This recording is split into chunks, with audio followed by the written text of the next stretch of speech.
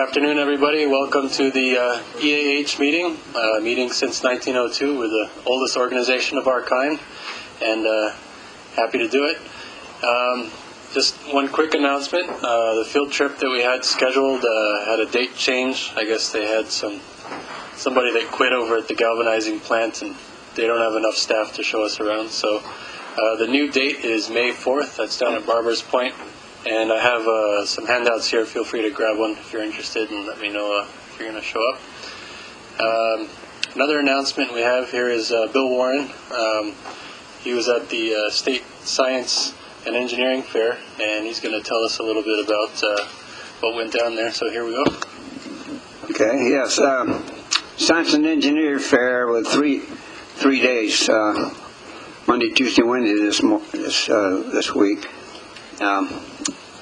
As usual, we give three prizes to three projects and a $100 bond equivalent, and we're still doing that.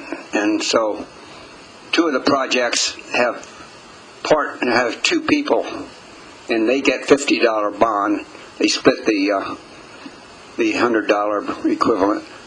So the two projects that have a pair of people, and the last one is just a single person. He gets the $100 bond equivalent.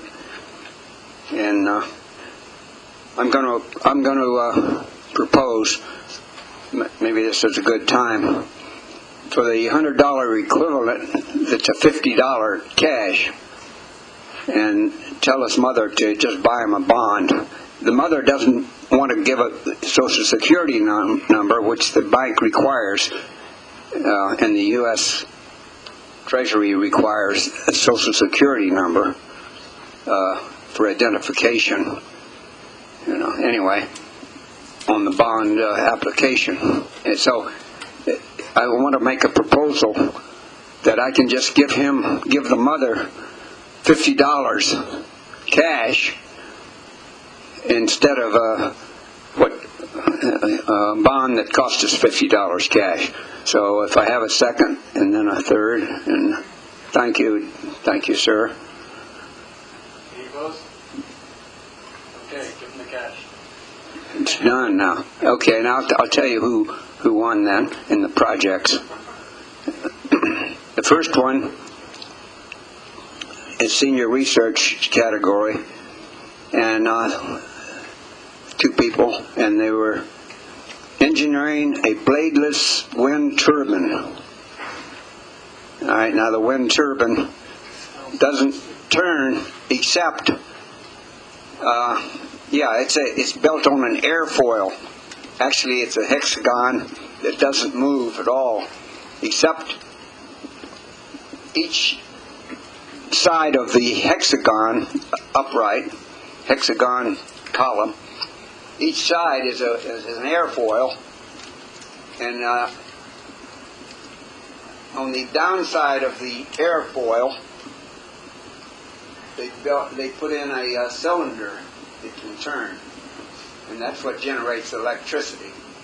The pressure changes as the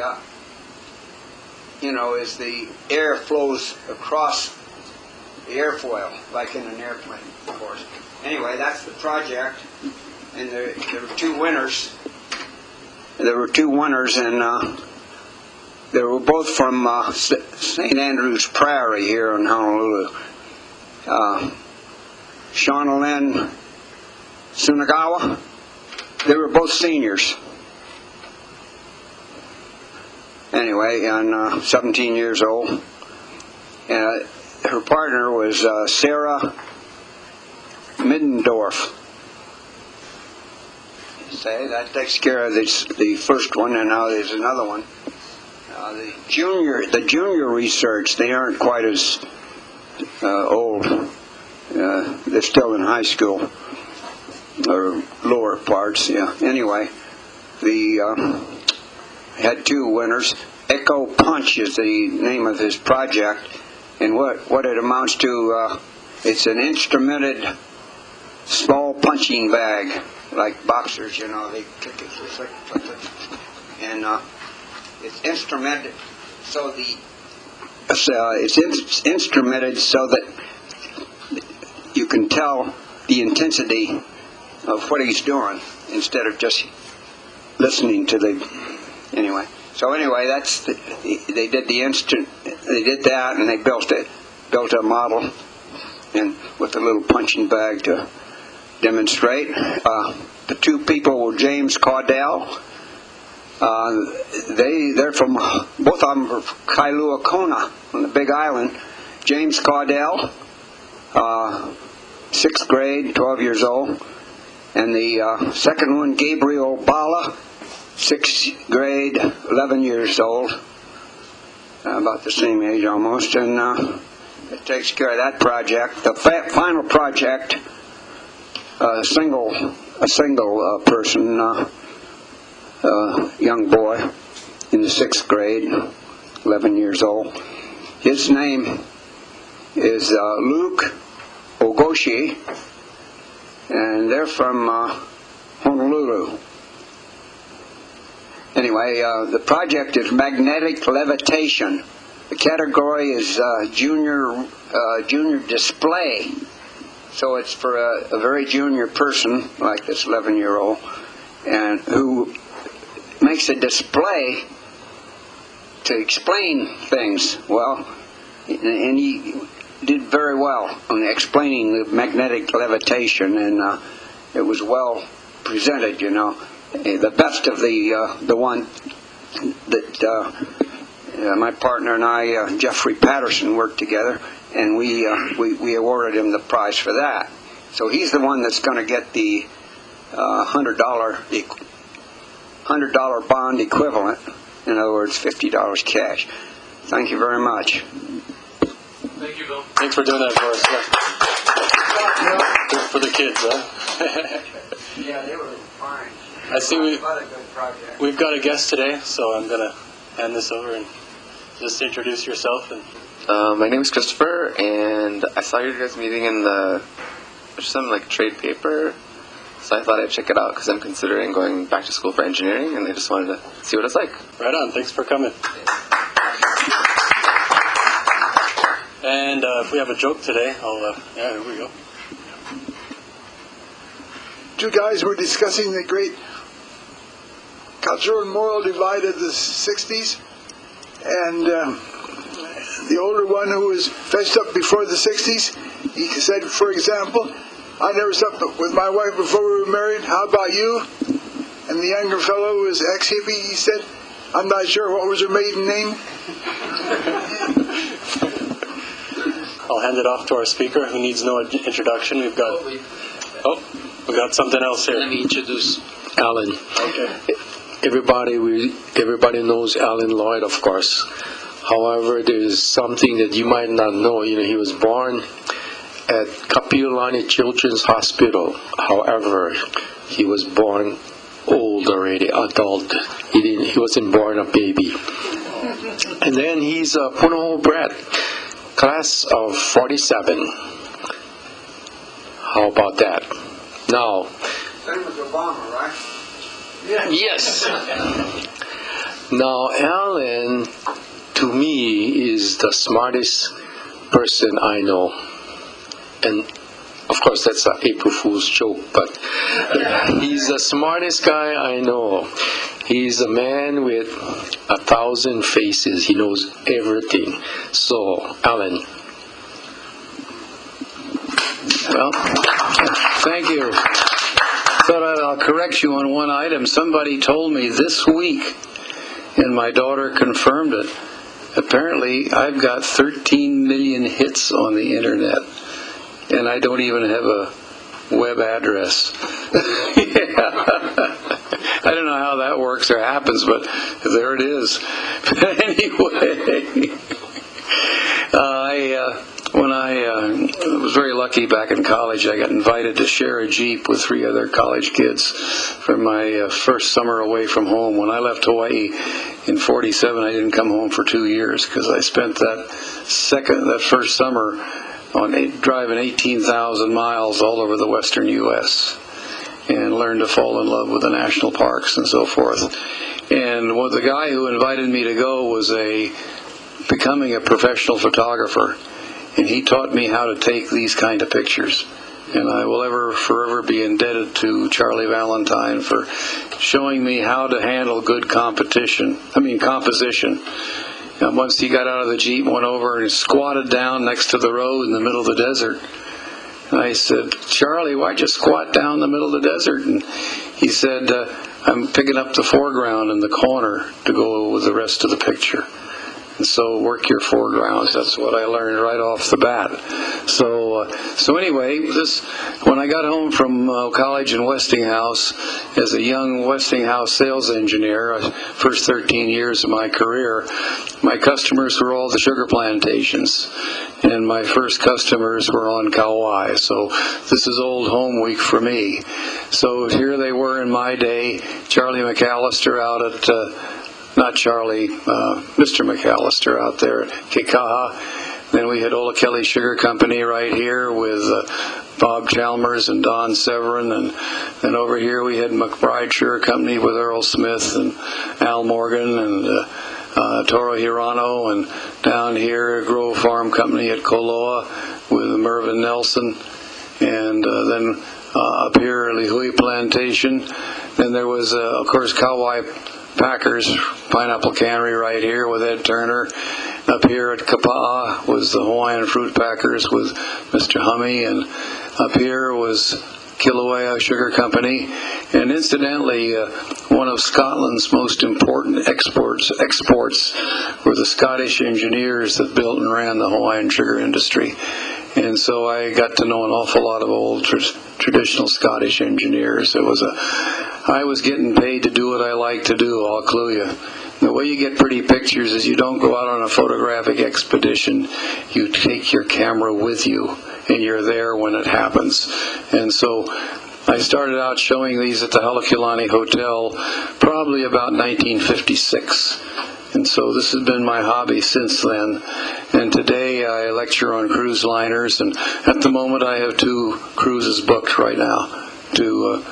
One from all around Hawaii up to Vancouver, and then the Alaskan Panhandle, and then another one from here to Tahiti to New Zealand, and then fly home from Sydney. So anyway, this is now the hobby. And without further ado, this is where it all started out, coming in for a landing. For those of you who know your airplanes, that's obviously a Convair. And we're coming in at Lihui Airport.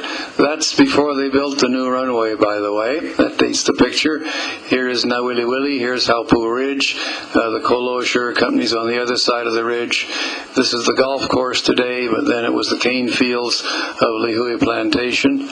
And here is the lighthouse there, which is still there at the entrance to Nawiliwili Harbor. And there's the same lighthouse. This is obviously a more recent shot. There's a golf course there now instead of a cane field. And Charlie Valentine would be pleased. You notice I have carefully worked the foreground. And here's one I stole out of a book. This is what Nawiliwili looked like probably 70-odd years ago, back in the days when we still had Lihui Plantation cane fields in the foreground and the cane fields of the Grove Farm Company in the background, and the Haupu Ridge, and the 2 breakwaters there at Nawiliwili. And here's a fairly, I guess 20-year-old shot, because you don't see Matson freighters tied up there much anymore.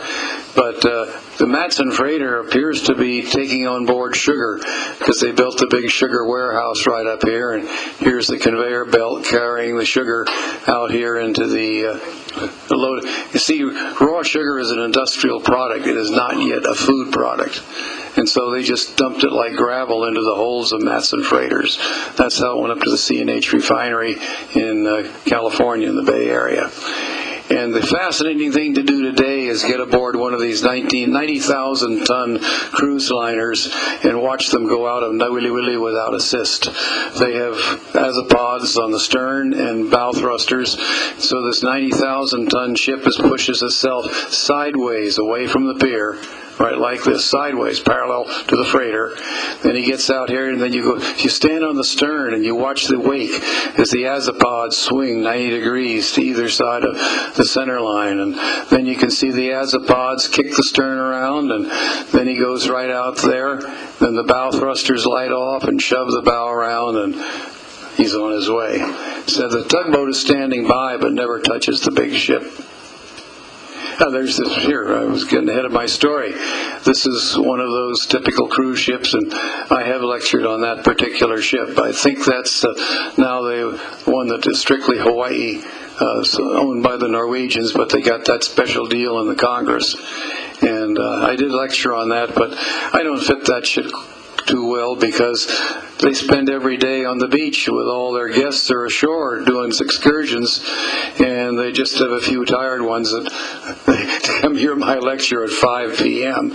because, of course, after 5 p.m. they're all stuffing food for the rest of the day.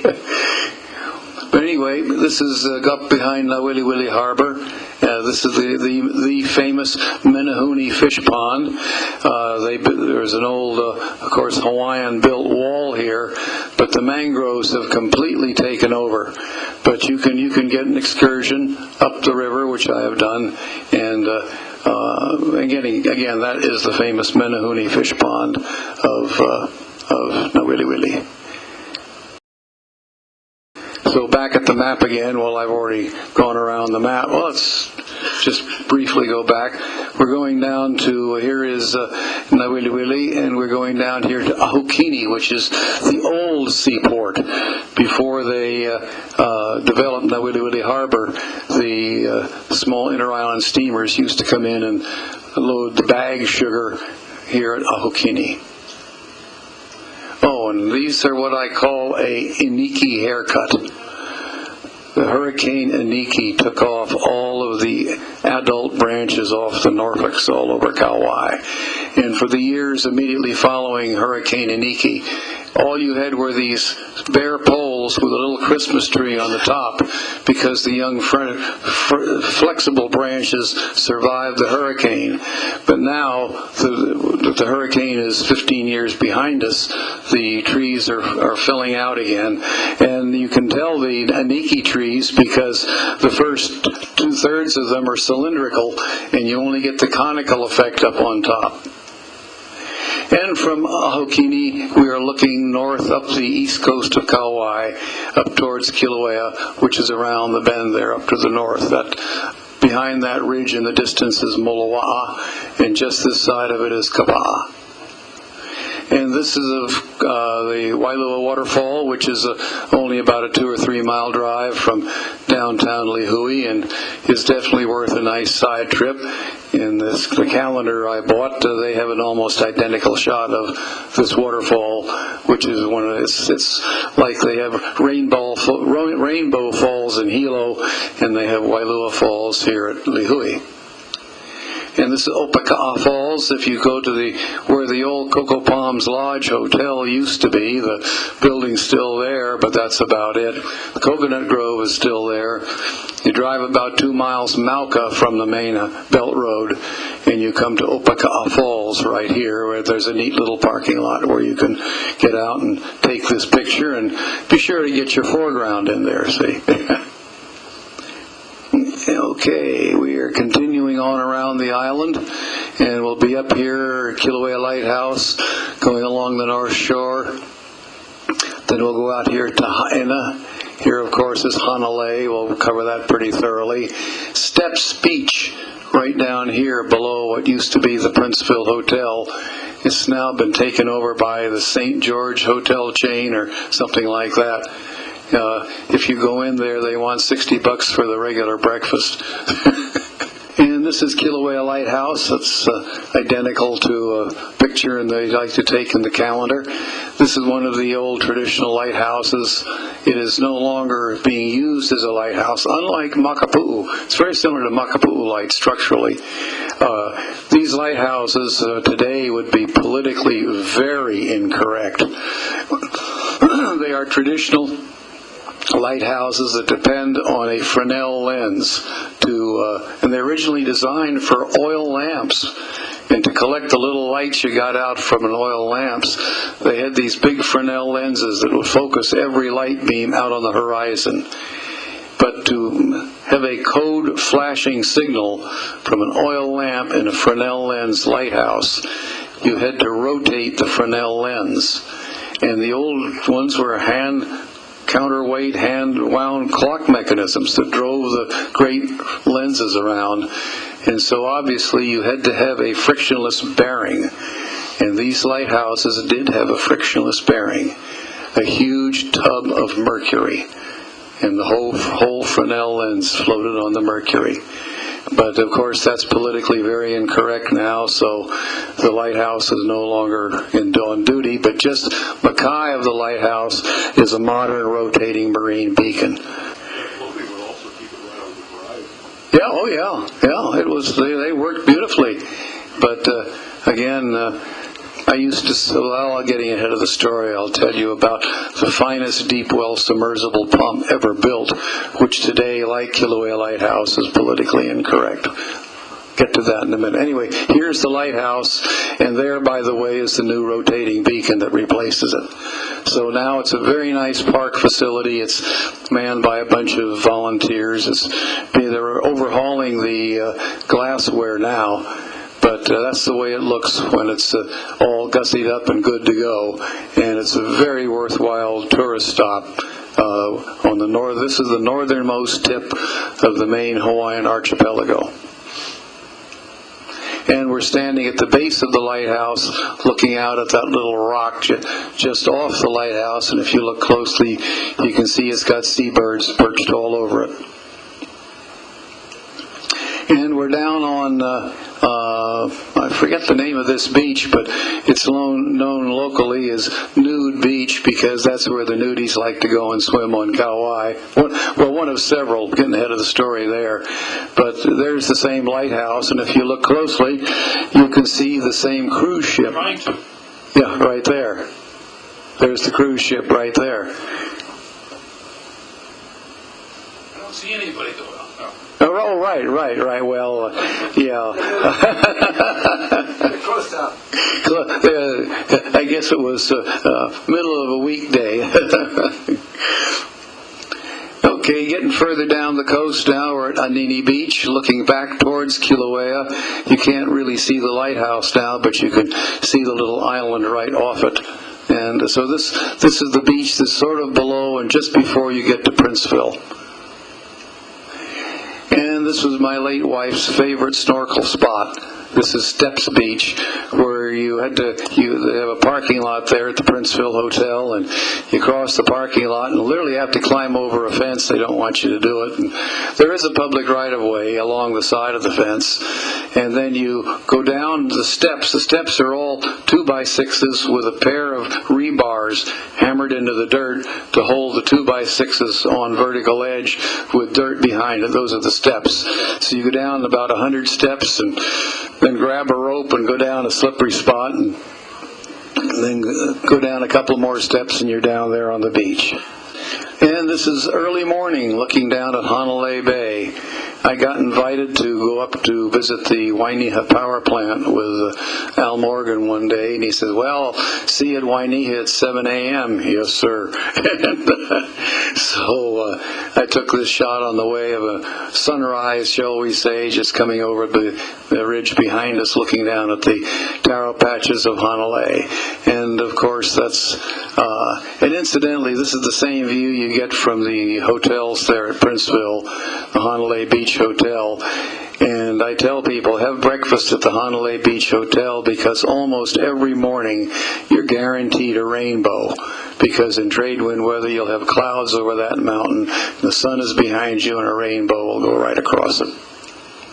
And that's the upper end of Honolulu Valley that we just saw with the sunrise shot. And the previous one, and way in the back, of course, is Mount Waialeale, where pretty much 500 inches of rainfall every year, and the record is cracked 600. I understand there's a spot in India that had an 800-inch year once, but apparently Waialeale collects more water than any place else on Earth. And now we're looking down at Lumahai Beach, which is on the other side of Hanalei. Here's Hanalei Bay right in here. We were right up there. The Steps Beach is right there, and the whole Princeville complex is right up here. So there's a nice path down to this beach. On these northern beaches, I tell everybody, if you go to these beaches, you will sit on the beach for a half an hour and watch the sea before you go in, because occasionally you will get a big set come in, and if you're not used to that sort of thing, you can get in trouble fast. And Lumahai is a classic beach of that type. This is where they filmed the movie South Pacific, by the way. And here we are down on the beach. In fact, I'm sitting on that far rock there at the end of the furthest beach, looking back up at the road goes by right above the beach there on its way to Haena. And you can see how a wave can come in and surprise you a little bit there. Here is, let me get my pointer going here. So here's Hanalei. We went out there past the beach. Here is Waimea Valley. This is the only hydroelectric facility right up here anywhere in Hawaii that is firm power. It has, you look at all the hydros listed on a table and next to their total kilowatt hour production, and this one is at least an order of magnitude better than any other hydro in the state. And I got to sell all the protective relaying for Waimea Hydro, because those days it belonged to McBride Sugar Company. A little more on that later. Well, anyway, we're going out to the end of the road here to Haena. Then we'll hike down the trail here, the first couple of miles on the Kalalau Trail into Hanakapiai, which is a very nice valley and a very nice beach, and I highly recommend it. If you're really gung-ho, it's 11 miles all the way in the trail here to Kalalau. I have never taken that hike. I've done it in my Cessna 182 a couple of times, but not on foot. Now that's a real nudie beach. Say again? Oh, yeah. Well, yes. Actually, Hanakapiai, you're getting ahead of the story. As you go up Waimea Valley, there's this private property here, and I literally took this picture through a hole in the fence. And I guess it's there for private parties and such, but you notice how beautifully it's maintained. This is down below the Waimea Power Plant.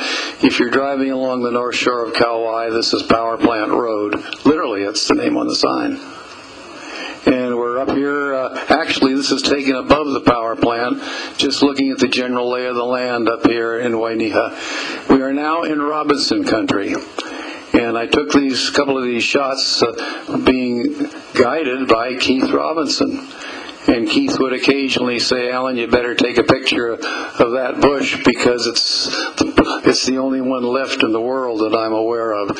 So that is Keith Robinson right there. He was up there doing some filming with a small commercial film company, and I got invited to go along.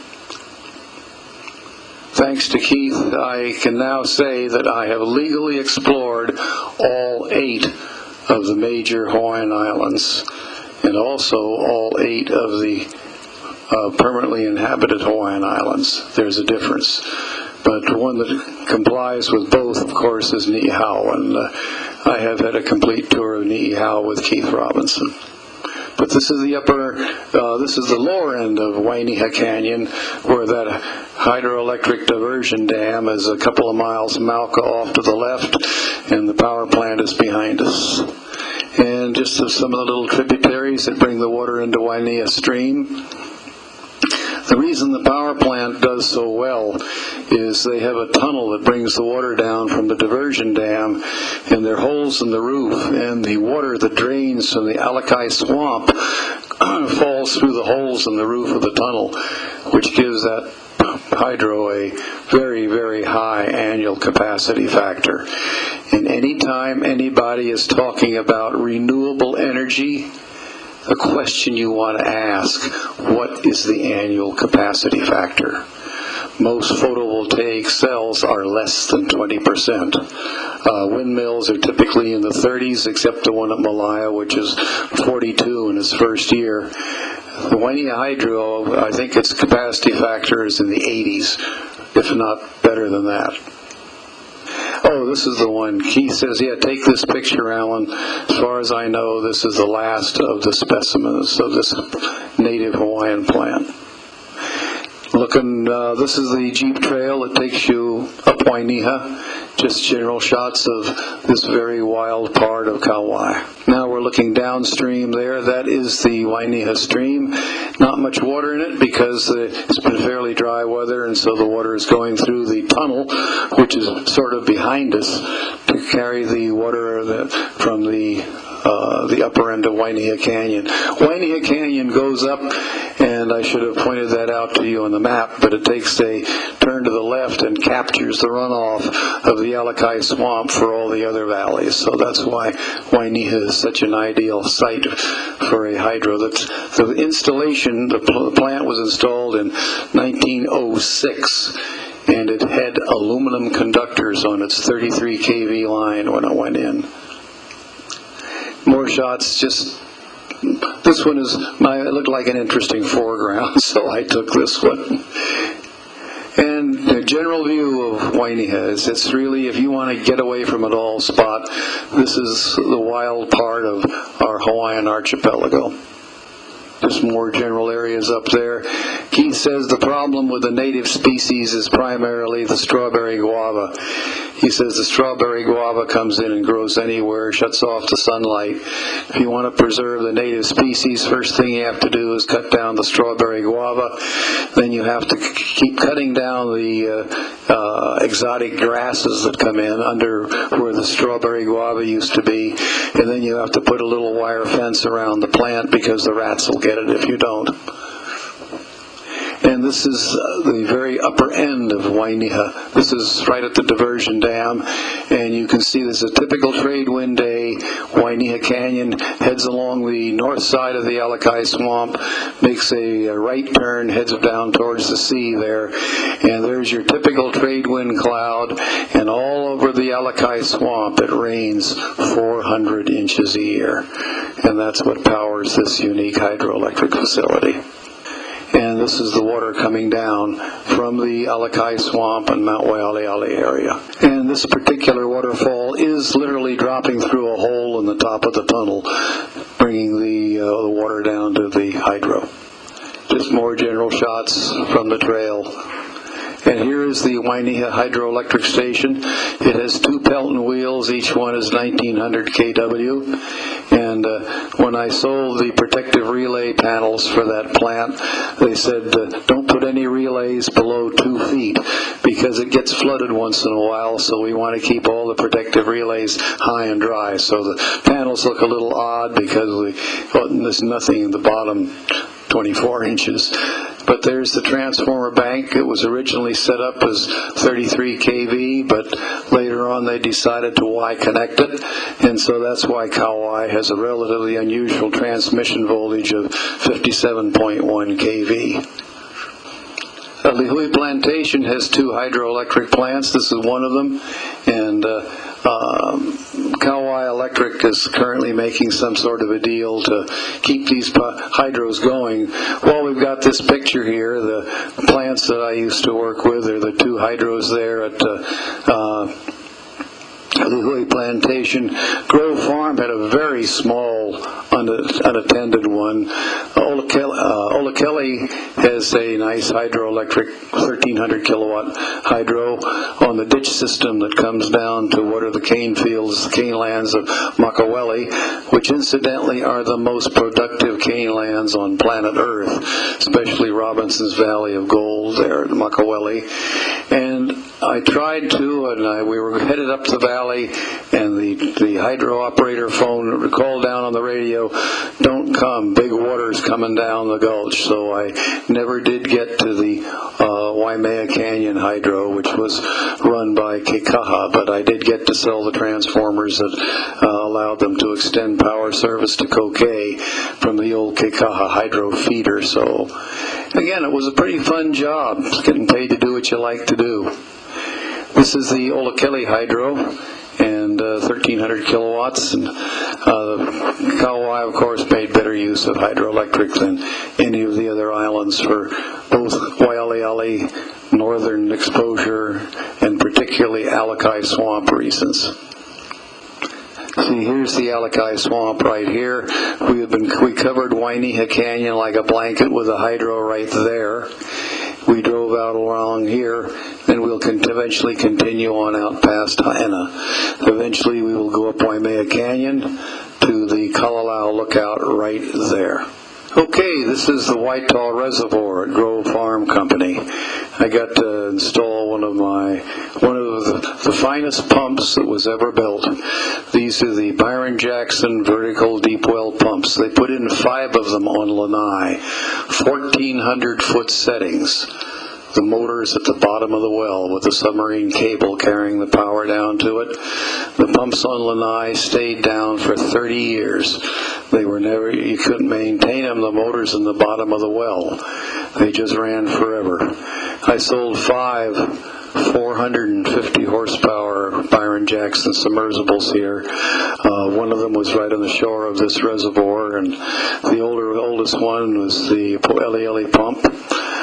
These pumps, the motor's at the bottom of the well, and those motors were oil-filled. That's why they lasted forever. They were built like power transformers. Submarine cable goes down the side and plugs into the motor. But the motor of the shaft comes out of the top of the motor, goes into the vertical pump impellers. And so the obvious question is, how do you get the shaft out of the oil-filled motor and into the pump and have it last for 30 years without any leaks and without any maintenance? Well, what they did, they machined a stainless steel cup on the motor shaft as it came out of the motor. And they brought a little balance tube, hydraulic balance tube, up with oil in it from the bottom of the motor into the outer edge of the cup. Remember, the motor shaft goes right through the bottom of the cup, but it's all one piece of stainless steel, and then up into the pump bowl assembly. And then they have a sleeve off the motor casing that dips down into this rotating coffee cup. And like the Kilauea Lighthouse, the coffee cup is full of mercury, and it doesn't leak for 30 years. But oh, is that pump politically incorrect today? Okay, today this is where the Sheraton Hotel is. This is Poipu Beach, back before they built any hotels there. And one late afternoon, when I went on all my business trips, I always took the camera. And then Pauhana, I'd go out and look for pictures like this one. Then walked out onto the little peninsula there and looked back along the coastline with Mount Waialeale and the Alakai Swamp way in the distance there up under the clouds. And then late afternoon again down there at Poipu Beach, where all the hotels are now. When I start my lectures, I say, in these lectures you're not going to see any hula girls or any hotels or any big structures or anything like that. What you're going to see is the place that Mark Twain described as the loveliest fleet of islands that lie anchored in any ocean, and that the local boy made sure he came home to. And there we're looking out over the cane fields of the McBride Shear Company here, from high up at the little old, used to be a honor golf course. You put $1 in the box if you wanted to play there.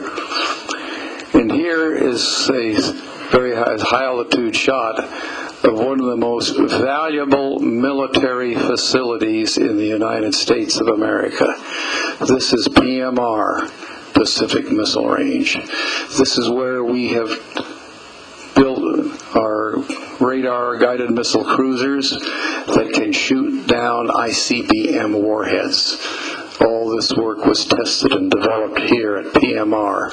Those are the runways, and up there along the tops of the cliffs of the radar stations that support the PMR facilities.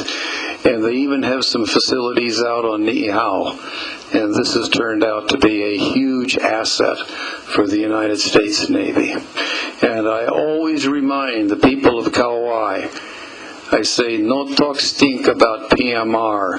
It has the one hurricane-proof payroll on the island. So anyway, there's PMR right down there. We just saw that from the satellite shot. And we're going to go up Waimea Canyon now, which is known as the Grand Canyon of the Pacific. Not a bad name. It's physically about the size of Bright Angel Gorge, if you've been to the north rim of the Grand Canyon. But we'll drive right up there. There are two roads, by the way. If you're going to Kauai, don't go up the main road here from Kekahamel. In Waimea town, turn off behind the Veterans Hospital and go up the new road right up here. Much better views all along the side of Waimea Canyon. And then from here, of course, you look across at the great Alakai Swamp right here, and of course here is Waimea Canyon and the Waimea hydroelectric plant right down there. The Waimea Hydro's up here somewhere, but that's the one I didn't get to.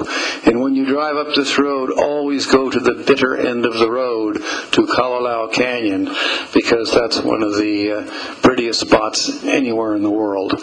And incidentally, of course, I was very good. 8 to 4, I'm working. But at 4 o'clock, the camera comes out, and 5 o'clock in the afternoon is the best time to take a picture of Kalalau, and you'll see why in a minute. Let me get my controller here. Okay, we're working our way up the Grand Canyon of the Pacific, just the Waimea Canyon. And you can see how the trade wind clouds all pile up there over the Alakai Swamp, and that's where it rains 400 inches a year. I took my family hiking in there on the Alakai Trail, and we came, my oldest daughter is very bright-eyed and bushy-tailed, and so we came around the corner, and there was Lori's head in the middle of the trail. She had found a deep mud puddle and completely submerged herself in it with only her head sticking out. Okay, just general views, looking up Waimea Canyon, the tributaries. Up there beneath the clouds is the great Alakai Swamp. There are all sorts of jeep trails up in this area from the park. And if you look way down on the bottom there, you can see Waimea Canyon stream flowing along there. There is a jeep trail that parallels it going up to the hydro. More general views of the canyon. This is taken in pretty dry weather, so the waterfalls aren't really visible today. Tributary after tributary coming in.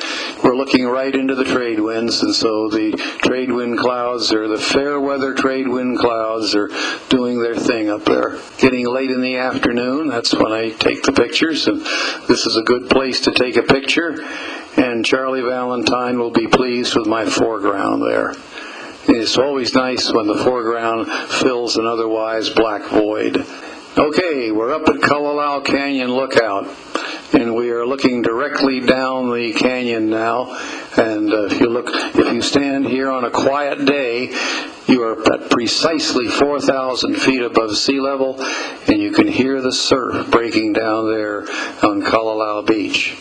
Now, I took my oldest daughter for a hike in the trail to Kalalau as far as Hanakapiai, and as the two of us were hiking along, she was probably about 11 years old at the time, or maybe 12, and I said, "Now, Lori, when I was your age, my parents took me to see the Field Museum in Chicago, and they had this big display case where they had a bunch of naked cavemen standing around pounding rocks against the side of their cave, just, display there in the museum. So now I says, when you get to Hanakapiai, don't be surprised. Well, I called it. When we got down to Hanakapiai Beach, there was a naked hippie pounding a rock against the side of his cave. I've never had a better call. I called it opportunity. So then we're hiking out, and here comes this hiker along wearing very nice hiking shoes and had a nice pack on his back and a fancy hat, and that's all he was wearing. And these are the classic shots of Kalalau, which has got to be one of the beauty spots in all Hawaii. You can see how the light green kukui nut trees have grown along the little stream beds and each little gulch there coming down. And this is one of my all-time favorite photographs. It's one of my oldest ones. This is a 25th of a second ASA 10 Kodachrome, probably at f5.6 at 5 o'clock in the afternoon. I didn't use a light meter for the first 10 or 15 years of my hobby. I always took ASA 10 Kodachrome, usually a 25th of a second, because I'm always working on that depth of focus, and I like direct sunlight. 25th at f11, ASA 10, and you get pictures that I wouldn't trade for any of them, and this is one of them. I've submitted these to, not this one, but ones with articles, and had the editor refuse them at first because he didn't believe the colors. I thought I was using a colored filter. I had to get professional photographers to write letters saying, no, this is an honest photograph. Especially shots of the Pacific, writing to Sea Power magazine. The Atlantic doesn't look anything like the Pacific. Here's a waterfall right over here coming out of a spring at the base of the cliff in the upper end of Kalalau. And so keep an eye on that little waterfall, because here it is through a pair of binoculars. I borrowed another visitor's binoculars and put the lens up against the eyepiece and got lucky. A little out of focus, but sort of a cute picture. See, there it is in the center of the picture, and up close. And then late afternoon, Pauhana, looking down the west side of Kalalau, you get the late afternoon backlighting there on that little pinnacle. And again, I borrowed the binoculars. Came out pretty good. Nice trade wind day. You see the white caps on the ocean behind you. And of course, we have been all right up at here, standing right along that area, looking over at the waterfalls there on the east side of Kalalau, and then the pinnacles right there with the ocean behind them. And of course, this is the Napali coast, and here's Pacific Missile Range over here. Barking Sands also. You can get in there. It's a dirt road, but it's a state park. And flying along the Napali coast on a windy, very windy trade wind, or it's a very rough trade wind day, you can see all the salt haze from the breakers at the foot of the cliffs blowing up in the individual ridges. And of course, this is helicopter country. And if you look closely, I think, yeah, that's got to be the Kalalau Trail going right along there. See it?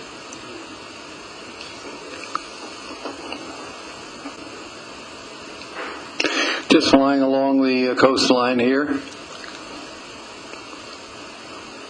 I've finally built up about 900 hours before I gave up on the flying business.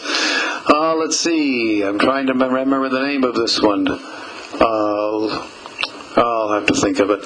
But anyway, this is one of the valleys, 2 valleys down beyond, south of Kalalau. Nuololo, I think it's Nuololo. But anyway, you can see the old Hawaiian taro patch terraces. If you look very closely here, you can see them fairly distinctly right there. Yeah, there's some more of them right below, right in there. This valley goes up, makes a perfect right angle turn to the left, and continues along for a ways. And this is a shot from down in the valley. I will confess I stole this one. But that's from the inside looking out. This is Hanakoa, I believe. You can swim from Kalalau, you can swim over to here, then you take this beach and you go through a tunnel, which in one of those, what were the Jurassic Park type movies, they had a helicopter fly through that cave right there. And then you can, the trail goes up over the top, and you can go up that next canyon down from Kalalau. My daughter and her boyfriend did that once, but a little bit to my distress, they had trouble getting back swimming against the current. There's a borrowed shot looking down this same area. We were right up at that beach right there. There's Kalalau over there. Very unique part of the planet. Worked our way back up the trail here. The Kalalau Trail starts right there at Haena. Here is the informal parking lot right here. Here is the end of the road, which of course does not go around the island. It It ends here on the north side and ends at the Pacific Missile Range or Kalalau Valley on the south side. And that sort of completes our trip around the oldest of the major Hawaiian islands. And I think you agree with Mark Twain that these are indeed the loveliest fleet of islands that lie anchored in any ocean.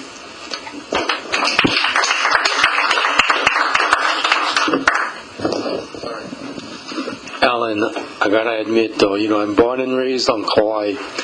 I never heard a better narration of my island before. You're a Kauai boy? Yes. Oh, really? Thank you so much. And here, something that you... No ho'omoli moli. Thank you. Thanks a lot, Alan. Oh, by the way, next week we have a very interesting speaker. It's Lisa Choquette. She's with Alzheimer's Association. She's going to talk about that nasty, debilitating disease, Alzheimer's, and talk about that. And then the following week we have Dexter Suzuki on plasma light technology, followed by Good Friday, which we are off, and then the last Friday would be the Governor Abercrombie going to talk to us. Okay? Anything else, Aaron? Okay, you guys, thanks a lot. And thank you, Alan. That was fantastic. Thank you, Alan.